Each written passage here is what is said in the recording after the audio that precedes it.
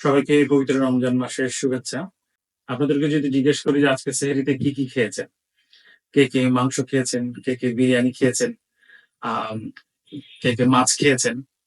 So আমরা আসলে আজকে যেই জিনিসটা নিয়ে কথা বলব সেটা হচ্ছে সেহরিতে কি খাবেন না।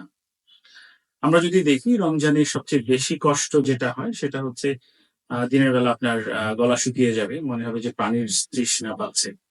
এবং আমরা যদি বুঝতে চেষ্টা করি যে সবচেয়ে বেশি পানির প্রয়োজন হয় প্রোটিন হজম করতে। সো প্রোটিন বলতে প্রোটিনের আবার ধরন রয়েছে যেমন মাছ, ডিম, মুরগির মাংস, গরুর মাংস। এখন যদি আপনি গরুর মাংস খেয়ে থাকেন আজকে সকালে, আপনি হয়তো আজকে কষ্ট পাচ্ছেন কিছুটা। কারণ আপনার শরীরের যে পানি রয়েছে সেই পানিটা ওই প্রোটিনটাকে হজম করতেই শেষ হয়ে যাচ্ছে। সো তার মানে হচ্ছে আপনি যখন সেহরিতেই এই প্রোটিন খাবেন। সেহরিতে আপনি খুব সিম্পল খাবেন।